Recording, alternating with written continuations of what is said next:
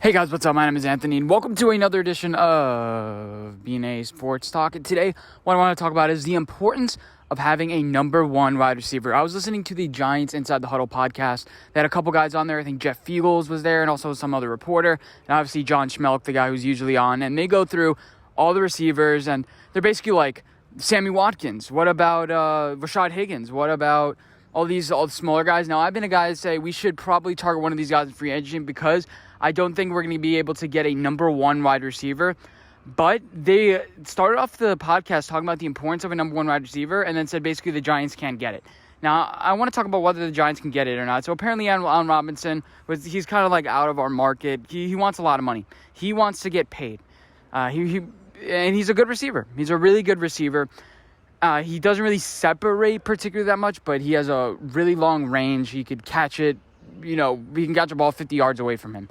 He has had to deal with that. Mitch Trubisky, I think he would benefit a lot from having a Daniel Jones. I think his stats would be way better with the Daniel Jones because Daniel Jones can get wide receivers the ball. They can throw it accurately. A number one wide receiver would also, they even stress it as well, would allow Darius Slayton to focus on the routes that he can run rather than trying to get better in something that he's not. Let's hone in the vertical routes that he can do. Sterling Shepard, he is really good and adept with routes. Apparently we're going to cut him, but maybe have Sterling Shepard in a wide receiver 3 role. Go cut Golden Tate.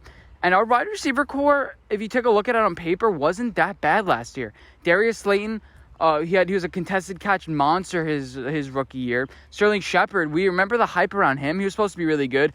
People say that Golden Tate didn't really play that well. He's kind of a disappointment. I didn't really think so. He couldn't separate, but like when the ball hit his hands, he could catch it. And then Dante Pettis at some points. I think it had a lot to do with play calling in a way too, and it had to do with a bunch of things. If your wide receiver core struggles, it's a whole variety of different things. But I'm gonna go back to the number one wide receiver kind of thoughts and the number one wide receiver kind of debate. It's really important for the Giants to do that this year. They cannot go into this draft without coming out with two wide receivers, or this, I guess, free agency period, without coming out with two wide receivers, number one, and then a guy that you think can eventually develop into a number one guy. I think it's very important. Now, last year what we did was we drafted a tackle at number 4, drafted another tackle at number 99. I think that was because of positional value or whatever. I don't think that was because we came into the draft saying we're going to draft 2 offensive tackles. But we may even have to draft 2 wide receivers this year. That's not out of the question. Kid Blue had 2 wide receivers going to the Giants. A wide receiver out of FSU was 6'4", didn't really have the the quarterback talent to succeed, but he only had like 500 yards. But the guy had traits, and that's something the Giants need to do, because especially with college football, some quarterbacks they're not that good, and with cornerbacks you can kind of see the guy can cover the guy or he can't. But with wide receiver, it's like if the quarterback can't get you the ball, but it takes a special scout to see he can win one-on-ones. Now, there's some wide receivers that really impress. There's guys like Tutu Atwell. I really like the guy Rashad Bateman, even though he's not really explosive, athletic. It feels like he knows how to get open because he's a distinct route runner. We've seen in past history guys not being able to separate, a la N'Keal Harry, can't really run routes, and that's what's caused people to struggle. So I really think that we should get a guy that's adept at running routes. It's pretty hard to teach a guy how to run a route. I mean, it's not impossible. We've seen guys probably develop that route running ability, but to be an elite route runner, that's what you do in college, right? That's what you do. You're not like picking your nose. It's not like you're playing in center field as a kid and you're just picking your nose, but you see the guy has a lot of talent because he doesn't throw the ball right, like in Little League. No, these are guys that do route running, have special coaches for a reason. If you're not a good route runner at this point, I don't think you can blame it on coaching, right? I don't know. I really don't think that. So guys that are good at route running, Jalen Waddle, we've seen, has a feel for the zone. Also, Jamar Chase, but his speed is kind of concerning to me. That's why he's my wide receiver 2 in this draft. I have Jalen Waddle as my wide receiver 1. And Devontae Smith is my wide receiver 3. Rashad Bateman's very close. But if you can separate, that's an addition to speed. Now, the Giants need a number 1 wide receiver for Daniel Jones to rely on.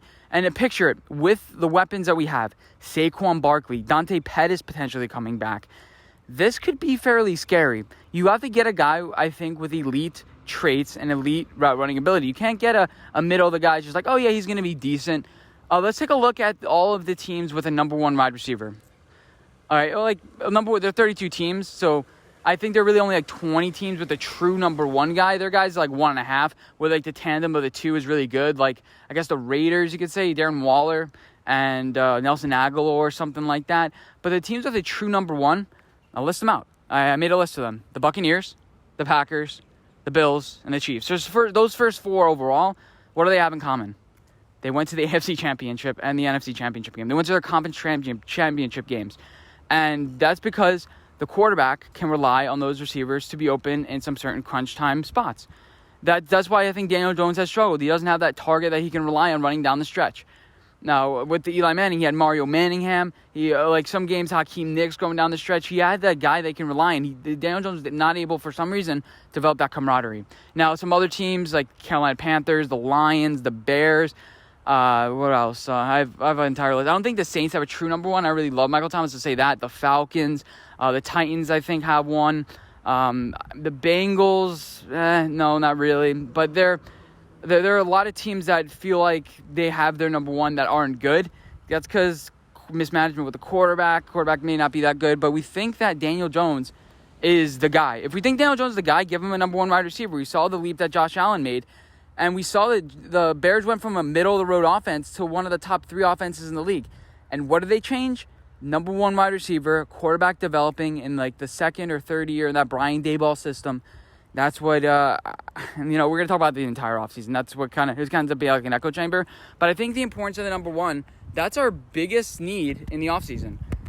The guy that you could just rely on, the guy who's going to catch the ball. People want like to trade Odell back and this whole thing. I don't think so.